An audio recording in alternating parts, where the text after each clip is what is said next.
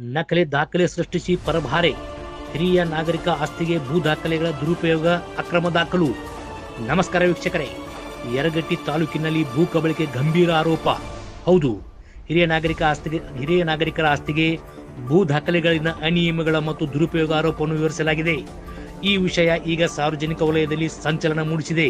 ಈ ಪ್ರಕರಣ ಯಲ್ಲವ್ವ ಹನುಮಂತ ಹುಕ್ಕೇರಿ ಅವರಿಗೆ ಸೇರಿದ 15 ಎಕರೆ ಜಮೀನು ಕಬಳಿಕೆ ಮತ್ತು ನಕಲಿ ದಾಖಲೆ ಸೃಷ್ಟಿಸಿ ಪರಭಾರೆ. ಯರಗಟ್ಟಿಯ 71/7 ಸರ್ವೆ ನಂಬರ್ 1 ಎಕರೆ 39 ಗುಂಟೆ, ಯರಗನಿಯ 188/5 ಸರ್ವೆ ನಂಬರ್ 1 ಎಕರೆ 7 ಗುಂಟೆ ಮತ್ತು ಕುರುಬಗಟ್ಟಿಯ 132/4 ಸರ್ವೆ ನಂಬರ್ 12 ಎಕರೆ 31 ಗುಂಟೆ ಜಮೀನು ಅಕ್ರಮವಾಗಿ ಪರಭಾರೆ ಮಾಡಿರುತ್ತಾರೆ. ನಮ್ಮ ವಾಹಿನಿ ಜೊತೆ ಮಾತನಾಡುತ್ತಾ ಮಾನ್ಯ ಯರಗಟ್ಟಿ ತಹಶೀಲ್ದಾರ್ ಅವರು ಎಂ.ಇ. ಗುಂಡಪ್ಪಗಳವರು ಜೆಫಾರ್ಮ್ ಬಂದ ನಂತರ 7 ದಿನಗಳ ಅವಕಾಶದಲ್ಲಿ ಯಾವೇ ತಕರಾರು ಅರ್ಜಿಗಳು ಮಾರಿದವರು ಮತ್ತು ಕೊಂಡುಕೊಳ್ಳುವವರು ಅಥವಾ ಇನ್ನಿತರಿಂದ ಯಾವುದೇ ಅರ್ಜಿಗಳು ಬಾರದೆ ಕಾರಣ ಸ್ಥಾನಿಕವಾಗಿ ಅಧಿಕಾರಿಗಳು ಮಾಡಿರುವುದು ಸರಿ ಇರುತ್ತದೆ ಎಂದು, ಇದರಲ್ಲಿ ಯಾವುದೇ ತರಹದ ಅಧಿಕಾರಿಗಳ ಕೈವಾಡ ಇರುವುದಿಲ್ಲ ಎಂದು ತಿಳಿಸಿದರು. 5 ಜನ ಆರೋಪಿಗಳ ಮೇಲೆ ಅಥಣಿ ಪೊಲೀಸರಿಂದ ಎಫ್ಐಆರ್ ದಾಖಲು. ಶಂಕಿತರ ಆರೋಪಿಗಳು ನಿಂಗಪ್ಪ ಸಿದ್ದಪ್ಪ ಚನ್ನಪ್ಪ ಗೌಂಡಪ್ಪ ಗೌಂಡಿ, ಮಲ್ಲಪ್ಪ ಬಿ ಮಲ್ಯಾಗೋಳ್, ನಿಂಗಪ್ಪ ಸಿದ್ದಪ್ಪ ಆರಿ, ಬಾಂಡ್ ರೈಟರ್ ಮಹೇಶ್ ಕುಲಕರ್ಣಿ. ಯರಗಟ್ಟಿ ತಾಲೂಕಿನಲ್ಲಿ ಪ್ರತಿಯೊಬ್ಬರು ನಾಗರಿಕರು ತಮ್ಮ ದಾಖಲೆಗಳನ್ನು ಪರಿಶೀಲನೆ ಮಾಡುವ ಅವಶ್ಯಕತೆ ಇದೆ ಎಂದು ನಾಗರಿಕರ ವಲಯದಲ್ಲಿ ಚರ್ಚೆಗೆ ಗ್ರಾಸವಾಗಿದೆ. ದಯವಿಟ್ಟು ಪ್ರತಿಯೊಬ್ಬರು ತಮ್ಮ ಹೊಲದ ದಾಖಲೆಗಳನ್ನು ಪರಿಶೀಲಿಸಿ ಎಂದು ನಮ್ಮ ವಾಹಿನಿಯ ವಿನಂತಿ. ಇದು ಇವತ್ತಿನ ಅಪ್ಡೇಟ್. ಟಿವಿ 24 ಪ್ರೈಮ್, ನಿಮ್ಮೊಳಗಿನ ಧ್ವನಿ.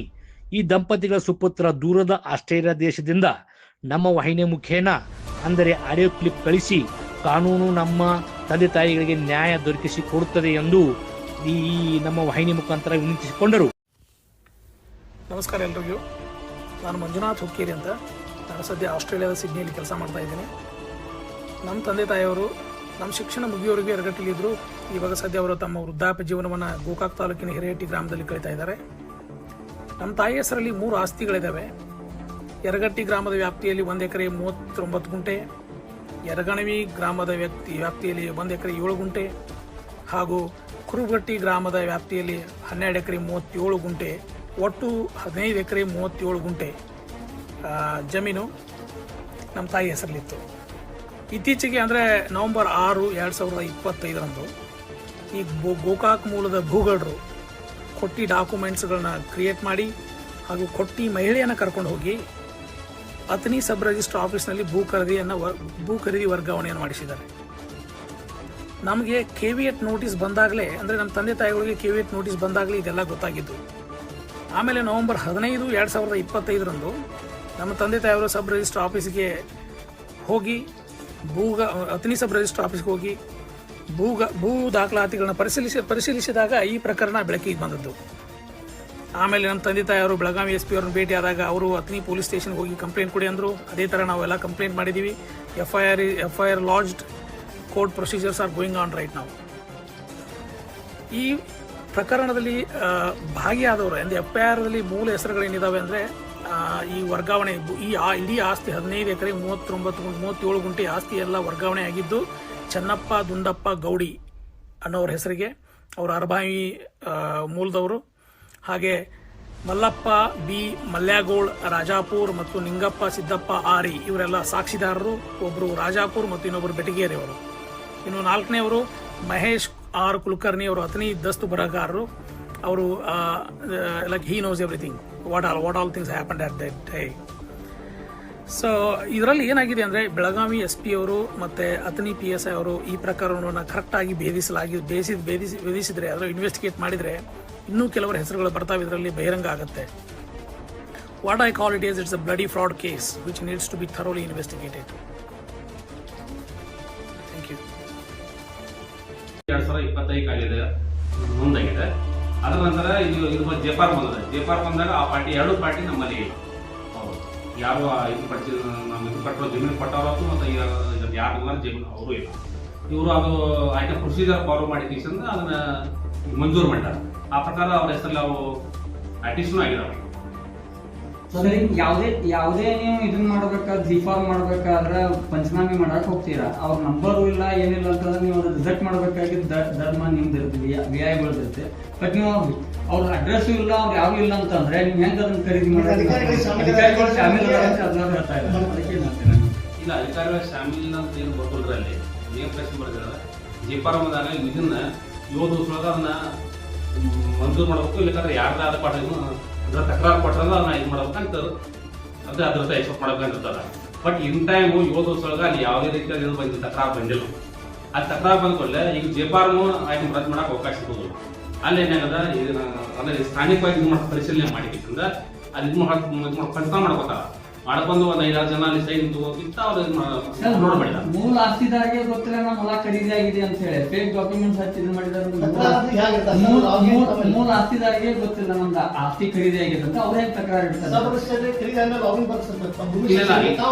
ಅಲ್ಲ ಇವಾಗ ಈಗ ನಮ್ಮಲ್ಲೇ ಕೃಷಿ ಏನದ ಆಸ್ತಿಯೊಳಗ ನೋಂದ್ ಮಾಡೋರು ಯಾರು ನಮ್ ಸಬರಿಸ್ಟ್ರು ಅವರು ಆಧಾರ್ ಕಾರ್ಡು ಅವ್ರು ಯಾರ ವ್ಯಕ್ತಿ ಪೂರ್ತಿ ಅದ್ರ ಬಗ್ಗೆ ಐಡೆಂಟಿಫೈ ಮಾಡ್ಕೊಂಡು ಅವ್ರು ನೋಂದ ಮಾಡಿರ್ತಾರ. ನೋಂದ ಮಾಡಿದಂತ ಇದನ್ನ ದಸ್ತಾವೇಜವನ್ನ ಆಯ್ತು ಇದು ಮಾಡ್ಕೊ ಪ್ರಶ್ನೆ ಮಾಡುವಂತ ನಮ್ಮಲ್ಲಿ ಇರುವುದಿಲ್ಲ.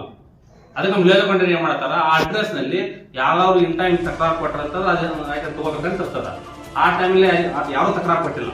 ಸರ್ ಯಾಕೆ ತಕರಾರು ಕೊಟ್ಟಿಲ್ಲ ಅಂತಂದ್ರೆ ಅದಕ್ಕೆ ಮೂಲ ಆಸ್ತಿದಾರರಿಗೆ ಗೊತ್ತೇ ಇಲ್ಲ ಖರೀದಿ ಆಗಿದೆ ಅಂತ ಹೇಳಿ. ಮತ್ತೆ ನೀವ್ ಹೇಳ್ತಾ ಇದ್ದಾರೆ ಯಾವುದೇ ಖರೀದಿದಾರರು ಮತ್ತು ಖರೀದಿ ಕೊಟ್ಟವ್ರದ್ದು ಯಾವ್ದು ಅವ್ರದ್ದೇ ಫೋನ್ ನಂಬರ್ ಇಲ್ಲ, ಅಡ್ರೆಸ್ ಪ್ರೂಫ್ ಇಲ್ಲ ಅಂತ ಹೇಳ್ತೀರಾ. ದಸ್ತಾವೇಜಾಗಿಲ್ಲ ನಂಬರ್ ಅದು ನೀವು ನಂಬರ್ ಇಲ್ಲ ಅಂತಂದ್ರೆ ಅಡ್ರೆಸ್ ಅದ, ಆಧಾರ್ ಕಾರ್ಡ್ ನಲ್ಲಿ ಅಡ್ರೆಸ್ ಅದ. ಅಲ್ಲ ನೀವು ರಿಸೆಕ್ಟ್ ಮಾಡ್ಬೇಕಾಗಿತ್ತಲ್ಲ ಅಲ್ಲೇ ಹೆಂಗ್ ಮಾಡ್ತಾರೆ. ಮತ್ತೆ ಈಗ ಹೇಳ್ತಾ ಇದ್ರೆ ಅವ ವಯಸ್ಸಾಯ್ತದ ಹೆಣ್ಮಗಳಿದ್ದಾಳೆ ಆಕೆ ಖರೀದಿ ಮೂಲತಃ ಆಸ್ತಿ ಇದ್ದವರು ವಯಸ್ಸಾದವ್ರು ಇದಾರೆ. ಮತ್ತೆ ಆ ವಯಸ್ಸಿದ್ದವರು ಅದು ಯಾವ ತರ ಖರೀದಿ ಆಗೈತೆ ಅನ್ನೋದು ನಿಮ್ಗೆ ಏನಾದ್ರು ಮಾಹಿತಿ ಇದ್ದಿರ್ಬೇಕಲ್ಲ ಸರ್? ಇಲ್ಲ ನಮಗೆ ಅದ್ರ ಬಗ್ಗೆ ಮಾಹಿತಿ ಈಗ ಸಬ್ರೆಸ್ಟ್ ಒಳಗಿದೆ ಇರ್ತದ ಮುಂದ ಅಲ್ಲೇನು ನಮ್ಮಲ್ಲಿ ಇದು ಬರ್ತದೆ ಜೆಪಾರ್ಮ್ ಬರ್ತದ. ಅದು ಆನ್ಲೈನ್ ಬರ್ಬೇಕು. ಅದ್ರ ಮುಂದಿನ ಎಷ್ಟು ಪ್ರೊಸೀಜರ್ ಮಾಡ್ಬೇಕು ಅದನ್ನಷ್ಟ ನಮ್ಮಲ್ಲಿ ಮಾಡ್ತೀವಿ. ಮತ್ತೆ ಈಗ ವಯಸ್ಸು 60 years ಆತಂದ್ರೆ ಆನ್ಲೈನ್ ನಲ್ಲಿ ರಿಸಲ್ಟ್ ಆಗುತ್ತೆ. ಖರೀದಿ ಯಾವುದೇ ಒಂದು ನೀವು ಜಿ-ಫಾರ್ಮ್ ಒಳಗಾಗ್ಲಿ ರಿಸಲ್ಟ್ ಆಗುತ್ತೆ. ಬಟ್ ಅದು ರಿಸಲ್ಟ್ ಆಗಿಲ್ಲ ಯಾಕೆ ಅಂತ ಕೇಳ್ತಾರೆ. ಒಂದು ಸಣ್ಣ ವಯಸ್ಸಿನ ಹುಡುಗಿನ ಖರೀದಿ ಮಾಡಿದಾರೆ ಅಂತ ಹೇಳ್ತಾ ಇದ್ದಾರೆ. ಸಬ್ರೆಸ್ಟ್ ಉತ್ತರ ಕೊಡಬೇಕಾಯ್ತದೆ.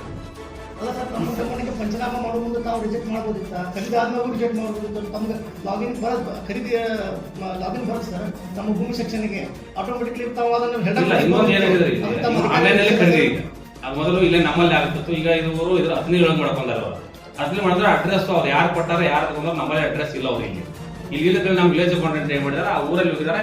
ಇಲ್ಲ ಇದು ಮಾಡಿದ ಸ್ಥಾನಿಕ ಪರಿಶೀಲನೆ ಮಾಡ್ಕೊಂಡ್ರೆ ಅವರು ಸೈಟ್ ಪ್ರಸ್ತಾವ ಸೈಟ್ ಅದ್ರ ಮೇಲೆ ಅಪ್ರೂವ್. ಸರ್ ಇದಕ್ಕೆ ಮುಂದಿನ ಕ್ರಮ ಏನ್ ತಗೋತೀರಾ ಸರ್ ನಿಮ್ಗೆ? ಈಗ ನಿಮ್ಮ ಅಧಿಕಾರಿಗಳದಾಗ್ಲಿ ನೀವಾಗ್ಲಿ ಈಗ ನಿಮ್ದೆಲ್ಲ ಫ್ಯಾಮಿಲಿ ನೀವೇ ಅದಿರ ಅಂತ ಹೇಳ್ತಾ ಇದ್ದಾರೆ. ಬಟ್ ಈಗ ಯರಗಟ್ಟಿ ತಾಲೂಕೊಳಗೆ ಇದೇ ತರ ಬಹಳ ಹಗರಣಗಳು ಆಗ್ತಾ ಇಲ್ಲ ಅಂತ ಹೇಳ್ತಾ ಇದ್ದಾರೆ. ಬಟ್ ನೀವು ಇದಕ್ಕೆ ಮುಂದಿನ ಕ್ರಮ ಏನ್ ತಗೋತೀರಾ? ಈಗ ಒಂದು 2-3 ಸಂದಿಗಡೆ ಇವ್ರ ಪಾರ್ಟಿಯವರು ನನಗೆ ಮಾತಾಡಿದ್ರು. ಇಲ್ಲ ಸರ್ ಈ ರೀತಿ ಆಗಿದೆ. ಅದಕ್ಕೆ ನಾವು ಇದ್ರ ಬಗ್ಗೆ ನಾವು ಎಲ್ಲಿ ಅತನಿಗಳು ಅವರ ಮೇಲೆ FIR ಮಾಡಿದೀವಿ ನಾವು.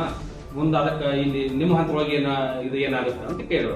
ನಾನು ಇದೇನ ನಮ್ಮ ಇದ್ರ ಹಕ್ಕು ದಾಖಲೆ ಅದ್ರ ಮೇಲೆ ಅಪೀಲ್ ಮಾಡ್ಕೋಬೇಕು. ಅಪೀಲ್ ಮಾಡ್ಕೊಂಡ್ರೆ ಆಕ್ಷನ್ ಹಾಕಿಸಿದ ಒಳ್ಳೆ ರಿಪೀಟ್ ಮಾತು ಉಣರ್ನಿಂಗ್ ಬರ್ತದ RTCಲಿ ಅಂತ ಅವ್ರಿಗೆ ಗೈಡ್ ಮಾಡಿದ್ರು.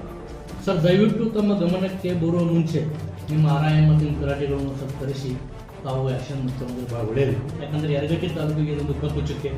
ಈ ಥರ ಮುಂದಿನ ದಿನಮಾನಗಳಲ್ಲಿ ಆಗಬಾರ್ದು ಅಂತ ಹೇಳಿ ಜನ ಬಯಸ್ತಾ ಇದ್ದಾರೆ. ಇದಕ್ಕೆ ತಮ್ಮ ಇವತ್ತಿನ ಬಗ್ಗೆ ಇವತ್ತಿನ ಬೆಳಗ್ಗೆ ನ್ಯೂಸ್ ನೋಡಿದಿಲ್ಲ ನೋಡೋಕೆ ಎಲ್ಲರಿಗೂ ನಮ್ಮ ವಿಲೇಜ್ ಕೊಟ್ಟು ಎಲ್ಲರಿಗೂ ಮಾತಾಡಿದ್ರು. ಏನಂತಂದ್ರೆ ಅವ್ರು ಯಾವ್ದಾದ್ರು ಜೆ-ಫಾರ್ಮ್ ಆದ್ರೂ ಆನ್ಲೈನ್ದಾಗ ಅದ್ರ ಬಗ್ಗೆ ಪೂರ್ಣ ಪ್ರಮಾಣದಾಗ ಅದನ್ನ ಮಾಡಿ ಪರಿಶೀಲನೆ ಮಾಡ್ರಿ. ಅವ್ರ ಅಡ್ರೆಸ್ ಯಾರು ಕೊಟ್ಟವ್ರು ಅವ್ರು ಯಾರು ತಗೊಂಡ್ರು ಅವ್ರ ನಂಬರ್ ಏನು ಎಲ್ಲದಾರ ಹುಡ್ಕೊಂಡು ಅವ್ರಿಗೆ ಅಡ್ರೆಸ್ ಮಾಡಿ ಅದ್ರ ಮೇಲೆ ನೀವು ಮುಂದೆ ಇದು ಮಾಡ್ರೆ ಹೇಳಿದ್ರು ಕ್ರಮ ವಹಿಸಿದ್ರೆ ಸರಿ. ಅಲ್ಲಿ ತಮ್ಮ ಇಲಾಖೆಯಲ್ಲಿ ಏಜೆಂಟ್ಗಳೇ ಸಾರ್ವಜನಿಕರಿಗೆ ಕೆಲಸ ಆಗ್ತಾ ಇಲ್ಲ, ಈ ತರ ದುಡ್ಡು ಕೊಟ್ಟು ಮಾತ್ರ ಆಗ್ತಕ್ಕಂಥ ಜನರ ಯಾವ್ದು ಇಲ್ಲ. ನಾನು ಬಂದು ಈಗಾಗಲೇ ನೋಡ್ರಿ ಅಂದ್ರೆ 1 year ಆಯ್ತು. ಇಲ್ಲಿ ಯಾವ ಏಜೆಂಟ್ರು ಇಲ್ಲ, ಯಾರು ಇಲ್ಲ, ಯಾವುದೇ ಹಾವಳಿ ಇಲ್ಲ. ನೇರವಾಗಿ ಜನ ಇಲ್ಲೇ ಬರ್ತಾರೆ. ನನ್ನ ಕಡೆ ಕೆಲಸ ಏನೈತೆ ಅವ್ರು ಕೇಳ್ತಾರ. ನನಗೇನು ಕೆಲಸ ಐತೆ ಅದನ್ನ ಅವ್ರಿಗೆ ನಾನು ಇದು ಮಾಡಿ ಕೊಡ್ತೀನಿ. ಇಲ್ಲಿ ಯಾವುದೇ ಏಜೆಂಟ್ರು ಹಾವಳಿ ಯಾವ್ದು